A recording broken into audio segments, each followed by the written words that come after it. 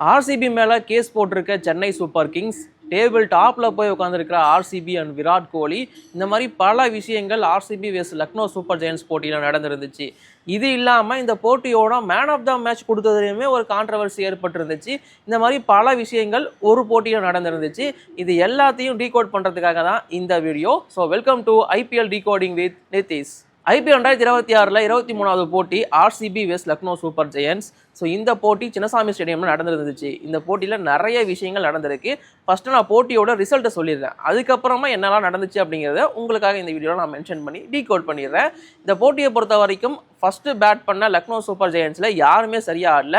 Opener Mitchell Marsh 30-40 run அடித்தார். அதுக்கப்புறமா ஆயுஷ் பதானி ஒரு 30+, அண்ட் தென் முகுல் சௌத்ரி அந்த யங்ஸ்டர் ஒரு 39. ஸோ இவங்க அடித்த ஸ்கோர்னால மட்டும்தான் ஒரு 100வே தாண்டாங்கன்னு சொல்லலாம். ஏன்னா மற்ற எல்லா பிளேயர்ஸுமே சிங்கிள் டிஜிட்டில் அவுட் ஆகிட்டு வெளியே போனாங்க. முக்கியமாக கேப்டன் ரிஷப் பண்ணிட்டு பூரன்லாம் இன்னும் சரியான ஃபார்முக்கு வரல. ஒவ்வொரு ரன்ல அவுட்டு பண்ணிட்டு எவன் திட்டி வாங்குறதுனே ரிட்டையர்ட் ஆகிடுன்னு சொல்லிட்டு கிளம்பியிருப்பாருன்னு நினைக்கிறேன். ஏன்னா டீம் அந்த அளவுக்கு மோசமாக பர்ஃபார்மன்ஸ் பண்ணியிருந்துச்சு. சஞ்சீவ் கோயங்கா இதுக்கு முன்னாடி ஆனந்த கண்ணீர் விட்டாரு, இப்போ ரத்த கண்ணீர் விட போறாரு. அந்த அளவுக்கு மோசமாடி இருந்தாங்க லக்னோ சூப்பர் ஜெயன்ஸ். ஸ்கோரை பொறுத்த வரைக்கும் வெறும் 146 மட்டும் தான் அடிக்க முடிஞ்சது லக்னோ சூப்பர் ஜெயன்ஸால. 20 ஓவர் முடிகிறப்போ 10 விக்கெட்டே இழந்துட்டாங்க. அதாவது ஆல் அவுட் ஆகிட்டாங்க லக்னோ. 146 ரன்னுக்கு ரொம்ப மோசமான பேட்டிங் பர்ஃபார்மன்ஸ். இதெல்லாம் ஆர்சிபி பேட்டிங் யூனிட்டை பொறுத்த வரைக்கும் ரொம்ப ஈஸியான ஒரு ஸ்கோரு. அதே மாதிரி தான் களமிறங்கிருந்தாங்க. பட் பில்சால்ட் வந்து சீக்கிரமாகவே அவுட் ஆகிட்டு வெளியே போயிட்டாரு. பட் இருந்தாலும் விராட் கோலி ஸ்டாண்டிங்காக நின்று 49 ரன் அடிச்சார். ஒரு ரனில் தலைவனோட 50 மிஸ்ஸு. அதுக்கு பல பேர் இப்போ வரைக்கும் ஃபீல் பண்ணிட்டு தான் இருக்காங்க, ஐயோ 50 போச்சு அப்படின்னு சொல்லிட்டு. அதுக்கப்புறமா வந்தவங்க எல்லாருமே குட்டியான நாக்கு, ரச்சத் படிதராக இருக்கட்டும், எல்லாருமே குட்டியான நாக்கு ஆடி இருந்தாங்க. முக்கியமாக ஆர்சிபியோட ஃபினிஷ் அப்படின்னு பார்த்தோம்னா Romario shepherd and Tim David 2 பேரும் மிரர் ஸ்கோர் பண்ணியிருந்தாங்க. அது என்னடா மிரர் ஸ்கோர் அப்படின்னு கேட்டிங்கன்னா, 2 பேரோட பால் மீட் பண்ணது அண்ட் 4 சிக்ஸர்ஸ் அடித்தது, ஸ்கோர் வரைக்கும் எல்லாமே ஈக்குவலாக இருந்துச்சு. 8 பாலுக்கு 14 ரன் அப்படிங்கிற மாதிரி ஸ்கோர் பண்ணியிருந்தாங்க. அண்ட் ஒரு 4 ஒரு 6 2 பேருமே அடிச்சிருந்தாங்க. ஸ்ட்ரைக் ரேட்டும் சேம் தான். ஸோ இந்த மாதிரி மிரர் ஸ்கோர் பண்ணி 2 பேரும் சேர்ந்து 15.1 ஓவர்லேயே சேஸ் பண்ணி விட்டாங்க இந்த ஸ்கோரை. 149 15.1 ஓவரில் ஆர்சிபி அடித்து சேஸும் பண்ணிட்டாங்க. இந்த வெற்றியின் மூலமாக ராயல் சேலஞ்சர்ஸ் பெங்களூரு ரொம்ப ஸ்ட்ராங்கான ஒரு யூனிட்டாக தெரியுறாங்க. இந்த போட்டியோட வெற்றி எங்கே முடிவாச்சுன்னு பார்த்தீங்கன்னா, ஆக்சுவலி டாஸ்லேயே முடிவாயிருச்சு. ஏன் அப்படி சொல்கிறேன்னு பார்த்தீங்கன்னா, ஆர்சிபி கடைசியாக சேஸ் பண்ண 8 கேமில் 7 கேமை வின் பண்ணியிருக்காங்க. அண்ட் லக்னோ சூப்பர் ஜெயன்ஸ் கடைசியாக டிஃபெண்ட் பண்ண 8 போட்டியில் 6 போட்டியில் தோற்றுருக்காங்க. ஸோ இந்த ஒரு ரெக்கார்டாக தான் 2 டீமும் ஆரம்பித்தாங்க. ஸோ அங்கேயே முடிவாயிருச்சு ஆர்சிபி ஜெயிக்க போகிறாங்க அப்படிங்கிறது. இது மட்டும் இல்லாமல் சின்னசாமி ஸ்டேடியமில் கடைசி 8 வருஷத்தில் ஏதாச்சும் ஒரு 50 அப்படிங்கிறது எல்லா மேட்சுமே வந்துட்டே இருக்கும். ஏதாச்சும் ஒரு பேட்டராச்சும் அடிச்சிருப்பாரு. பட் ஒரு பேட்டர் கூட 50 அடிக்காத ஒரே போட்டியும் இதுவாக தான் இருந்திருக்கு கடைசி 8 வருஷத்தை பொறுத்த வரைக்கும். ஸோ இந்த ஒரு ரெக்கார்டும் சின்னசாமி ஸ்டேடியமில் அவங்க அச்சீவ் பண்ணியிருந்தாங்க. அண்ட் ஆர்சிபி டீம் சின்னசாமி ஸ்டேடியமை பொறுத்த வரைக்கும் தொடர்ந்து 5 போட்டிகள் வின் பண்ணுறது 2013க்கு அப்புறம் இப்போ தான் நிகழ்ந்திருக்கு. அந்த அளவுக்கு ஹோம் ரெக்கார்டை இப்போ மெயின்டைன் பண்ணுறாங்க ஆர்சிபி. பார்க்க நல்லா இருக்குது. இது இல்லாமல் ஆர்சிபி பிளேயரோட ஒரு ரெக்கார்டு அப்படின்னு பார்க்கும்போது குர்னல் பாண்டியா 100 விக்கெட் அப்படிங்கிறது ஐபிஎல்ல கைப்பற்றி இருக்காரு. ஸோ 100 விக்கெட் பை ஒரு ஃபிங்கர் ஸ்பின்னர் அப்படின்னு பார்க்கும்போது 6வது ஃபிங்கர் ஸ்பின்னர் இந்த 100 விக்கெட் இலக்குக்குள்ளே என்ட்ரி ஆகிறாரு. அண்ட் அது மட்டும் இல்லாமல் ஐபிஎல்ல 100 விக்கெட் மற்றும் 1000 ரன்களை கடந்த ஸ்பின்னிங் ஆல்ரவுண்டர் அப்படின்னு பார்க்கும்போது அதுலேயும் 3ஆவதாக இருக்காரு. ஜடேஜா, அக்ஷர் பட்டேல் ஆல்ரெடி இதை பண்ணியிருக்காங்க. அதுக்கடுத்து இப்போ குர்னல் பாண்டியா அந்த ரெக்கார்டை ஒன்று அச்சீவ் பண்ணியிருக்காரு. ஸோ இந்த மாதிரி குர்னல் பாண்டியாவோட ரெக்கார்ட்ஸும் தனியாக பேசுகிற மாதிரி இருந்துச்சு இந்த போட்டியை பொறுத்த வரைக்கும். இது இல்லாமல் திக்வேஷ் ராத்தி லக்னோ சூப்பர் ஜெயன்ஸோட ஒரு ஸ்பின்னர். ஸோ அவர் ஒரு ஓவரில் 23 ரன் கன்சீட் பண்ணியிருந்தார். இன்ஃபேக்ட் ஐபிஎல்ல அவர் டெபியூட் ஆனதுலேருந்து இப்போ வரைக்கும் அவர் போட்டதுலேயே எக்ஸ்பென்சிவான ஓவர். ஸோ இதை வந்து நம்ம நல்லதாக எடுத்துக்கிறதா கெட்டதாக எடுத்துக்கிறதுன்னு தெரில. ஸோ இதை பற்றி உங்கள் ஒப்பீனியன் மறக்காமல் கீழே கமெண்ட்டில் சொல்லிட்டு போங்க. ஓவராலாக ஆர்சிபிக்கு எல்லாமே இதில் வந்து நல்லா தான் அமைஞ்சிருந்துச்சு. ஸோ ஆர்சிபி தான் இப்போதைக்கு டேபிள் டாப்பர்ஸாக இருக்காங்க இந்த போட்டியோட வின்னுக்கு அப்புறமா. அண்ட் லக்னோ சூப்பர் ஜெயன்ஸோட அடி அப்படிங்கிறது கண்டிப்பாக பெருசாக தான் இருந்துச்சு. அதனால் ரன் ரேட்டுமே கொஞ்சம் எக்கச்சக்கமாக ஆர்சிபிக்கு ஏறி இருக்குது அப்படின்னு தான் சொல்லணும். ஸோ இவங்க ஆடின ஒரு போட்டி மட்டும்தான் ஆர்ஆருக்கு எதிராக தோற்றுருந்தாங்க. மற்ற எல்லா போட்டியும் ஜெயிச்சு இப்போ டேபிள் டாப்பில் இருக்காங்க ஆர்சிபி. அது மட்டும் இல்லாமல் விராட் கோலி கிளாஸரை பீட் பண்ணி இப்போதைக்கு 225 ரன்களோட ஆரஞ்சு கேப்பை போட்டிருக்காரு. இன்றைக்கி நடக்கிற போட்டியில் இல்லை நாளைக்கு நடக்கிற போட்டியிலே அது சேஞ்ச் ஆக வாய்ப்பு இருக்குது. பட் இருந்தாலும் இப்போதைக்கு விராட் கோலி கிட்ட ஆரஞ்சு கேப் இருக்குது. தன்னோட கன்சிஸ்டன்சி கண்ட்ரோல் பண்ண முடியாத அளவுக்கு ரொம்பவும் சூப்பராக போயிட்டு இருக்கு அப்படின்னு தான் சொல்லணும். ஸோ இந்த மாதிரி ஆர்சிபிக்கு எல்லாமே பாசிட்டிவாகவும், இன்னொரு பக்கம் எல்எஸ்ஜிக்கு திட்டு வாங்குற மாதிரி சஞ்சீவ் கோயங்கிட்ட எல்லாமே நெகட்டிவாகவும் தான் போயிட்டு இருந்துச்சு. இந்த போட்டி இப்படி தான் முடிஞ்சிருந்துச்சு. இங்கே ஆர்சிபி வெற்றிக்கு முக்கியமான காரணம் ஆர்சிபியோட பவுலர்ஸ். புவனேஸ்வர் குமார் 3 விக்கெட்டு, ரசிக்தார் வந்து பார்த்தீங்கன்னா 4 விக்கெட்டு, ஹேசல்வுட் 1 விக்கெட்டு. ஸோ இந்த மாதிரி பவுலிங் யூனிட் ரொம்ப ஸ்ட்ராங்காக பர்ஃபார்மன்ஸ் பண்ணியிருந்தாங்க. பட் இங்கே மேன் ஆஃப் த மேட்ச் கொடுத்ததில் ஒரு சின்ன கான்ட்ரவர்சி ஏற்பட்டிருக்கு.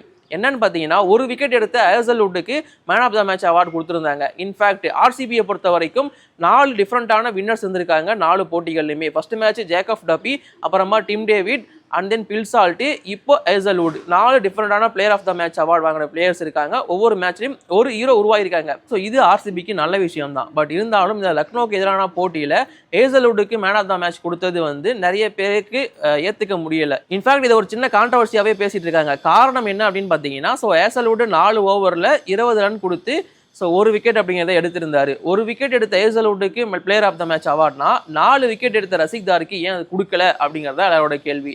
ஸோ இங்கே ஹேசல்வுட்டுக்கு ஏன் கொடுத்தாங்க அப்படின்னு ஒரு சில எக்ஸ்பர்ட்ஸ் அண்டு இப்போ கொடுத்தவங்க சொல்கிறது என்னன்னு பார்த்தீங்கன்னா, அவரோட இம்பேக்ட் அப்படிங்கிறது ரொம்ப பெருசாக இருந்துச்சு. அதாவது சின்னசாமி ஸ்டேடியம் மாதிரியான ஒரு பேட்டிங் பேரடைஸில் 5 எக்கானமியில் பவுலிங் போடுறது ரொம்ப கஷ்டமான ஒரு விஷயம். ஸோ அதை அவர் பண்ணியிருந்தாரு. அது மட்டும் இல்லாமல் அவர் எடுத்த விக்கெட் நிக்கோலஸ் பூரனோட விக்கெட்டு, ரொம்ப முக்கியமான விக்கெட். மேட்சை வந்து திருப்பி கொடுக்கக்கூடியவரோட விக்கெட்டை அவர் எடுத்திருந்தாரு அப்படிங்கிற மாதிரி சொல்லியிருந்தாங்க. பட் இருந்தாலும் நான் அதை கண்டிப்பாக ஏற்றுக்க மாட்டேன். ஏன்னா ரசிக்தார் ஒன்றும் அதிகமான ரன் கொடுத்துலாம் 4 விக்கெட் எடுக்கல. அவரும் 6 எக்கானமியில் தான் போட்டிருந்தாரு. அண்ட் அவர் எடுத்த முக்கியமான 3 விக்கெட்ஸ் தான் இங்கே மேட்ச் வின் பண்ணுறதுக்கு காரணம் நான் சொல்லுவேன். அவர் எடுத்த 4ல் 1 ஆவேஷ்கான், அது தேவையில்லாத விக்கெட் தான். பட் இருந்தாலும் மற்ற 3மே ரொம்ப ஸ்ட்ராங்கான ஒரு wicket. First of all Markram opener, so அவர் இருந்தாலும் மேட்சை முடிச்சிருப்பாரு, ரன் அடிச்சிருப்பாரு. இது இல்லாமல் கடைசியாக இவங்க எல்எஸ்ஜி ஜெயிச்ச போட்டிகளில் ஹீரோவாக இருந்த ஆயுஷ் பதானேவும் முகில் சௌத்ரியும் எடுத்தது வந்து ரசிக்தார் தான். ஸோ இந்த மாதிரி முக்கியமான 2 யங்ஸ்டர்ஸை தூக்கினது இங்கே ரசிக்தாரா தான் இருக்காரு. ஸோ அப்படி இருக்கிறப்போ ஸோ இந்த மேன் ஆஃப் த மேட்ச் அப்படிங்கிறது 4 விக்கெட் எடுத்ததுக்காகவாச்சு இங்கே போயிருக்கணும். இல்லை நீங்கள் இம்பாக்ட் வைஸாக பார்த்தாலுமே சுத்தமாக ஃபார்மில் இல்லாத பூரணை எடுத்ததுக்கு ஹேசல்வுட்டுக்கு வந்து மேன் ஆஃப் த மேட்ச் கொடுக்குறீங்கன்னா, சூப்பர் ஃபார்மில் இருக்கிற 3 பிளேயரை எடுத்ததுக்காக ரசிக்தாருக்கு கொடுத்துருக்கணுங்கிறது தான் என்னோட ஒப்பீனியன். ஸோ இது கான்ட்ரவர்சியாக தான் போயிட்டு இருக்கு. எனக்குமே ரசிக்தார் கொடுக்கணும்னு தான் தோணி இருந்துச்சு. இல்லை ப்ரோ ஹேசல்வுட் கொடுத்தது தான் கரெக்ட் அப்படின்னு நீங்கள் சொன்னீங்கன்னா அது ஏன் கரெக்ட் அப்படிங்கிறதையும் கீழே கமெண்ட்ல சொல்லிட்டு போங்க. ஸோ இந்த மாதிரி ஆர்சிபி ஜெயிச்சிருந்தாலும் player of the match award வாங்கினதில் ஒரு கான்ட்ரவர்சி ஏற்படுத்தி அது ஒரு மாதிரி ட்ரெண்ட் ஆகிட்டு இருக்கு. அண்ட் தென் விராட் கோலியோட 50 அடிக்கல. பட் இருந்தாலும் அவர் வின்னிங்கில் மட்டுமே 5000 ரன் அடிச்சிருக்காரு அப்படிங்கிற மாதிரி இன்னொரு பக்கம் விராட் கோலியோட ஃபேன்ஸ் வந்து அவரை ட்ரெண்ட் பண்ணிட்டு இருக்காங்க. இந்த சமயத்தில் தான் நீங்கள் ஜெயிச்சு டேபிள் டாப்புக்காக போகிறீங்க, இதான் வரேன் அப்படின்னு சொல்லிட்டு ஆர்சிபி மேலே கேஸை போட்டிருக்காங்க. அதாவது கம்ப்ளைண்ட் பண்ணியிருக்காங்க சிஎஸ்கே.